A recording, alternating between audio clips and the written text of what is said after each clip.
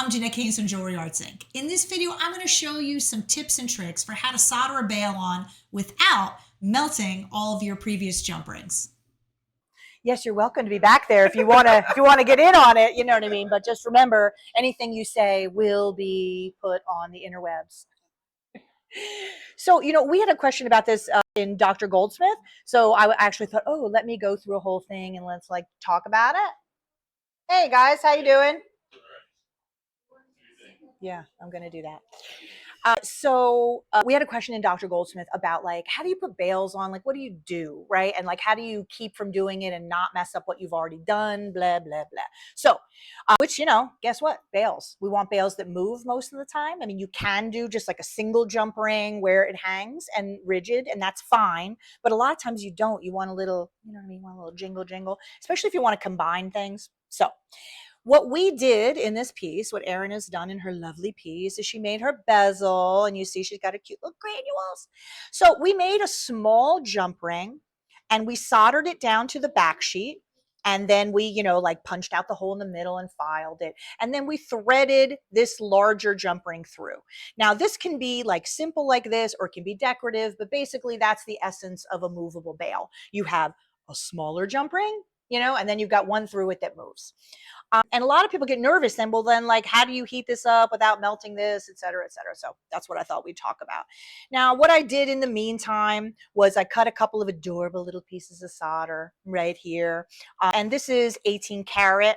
This jump ring, so we're using 18 karat soft. I'm sure you all know, but you always have to use the same or lower. You can never use on an 18 karat jump ring, you can't use 20 karat solder because so a lot of times also by the time we're at the bail, we're stepping down in solder anyway because we've used other solders. So the main way that you do this without causing any problems is just about how you position it. Now, some people like to use the third arm and up in the air, whatever, which if you like that, go nuts. For me, it's one extra fucking thing that's taking heat away, or it's it's up in the air and then it moves. I just lay it right on my solderite board. The whole key is this, which is very simple. You're going to lay this out so that your torch is positioned so that the overflow of your flame is over here, not like this, not pointing toward or down, right? Because what happens is if you're doing it like that, you're looking at your seam, right? But meanwhile, the flame is busy hitting your piece and potentially remelting your solder or fucking things up. So it's really simple to prevent the problem, but if you don't know to do that, it can really mess you up. So that's what I do. And does it matter if it's at 45 degrees or across here? No, just I put the seam as far away from my original seam as possible over here. And then what I do, I'm just going to put a tiny little bit of paste flux right on the seam. Like so. I'm going to pick up my tiny and adorable piece of solder like that.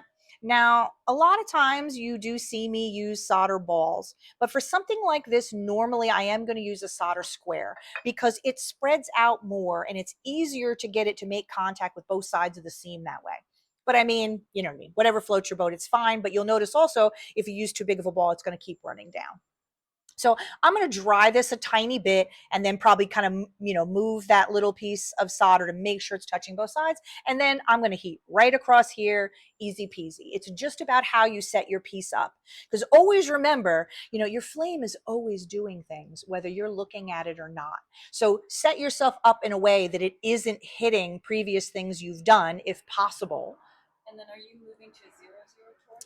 For this, either a 00 or a 0, something pretty small, yeah. But even so, even if you're using a small flame, it's just about making sure your overflow is not hitting anything else. Like when I'm doing one of those chains also, by the way, where it's just link and link and you're going in between, it's the same concept where the flame just has to hit nothing previous. And if you do that, you really don't have any major problems. I don't need to because sometimes people will put ochre or, soldering mud or clay or whatever. And if this was much closer, maybe we would do that. But normally with something like this, it's just about how you position your flame.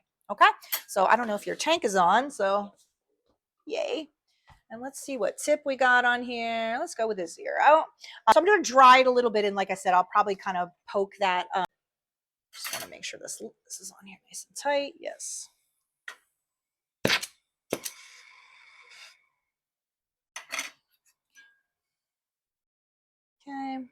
So I'm going to dry it a little bit, and you see what I mean. The solder always likes to move because that's what solder likes to do, like a little stinker. And that's why so often, even though I am right-handed, I'm using the torch in my left hand and the tweezers in my right hand, because I find very often I need to operate. So you see, now it's touching both sides of the seam, and I'm going to heat it. I'm just going to do this a little bit. Beautiful.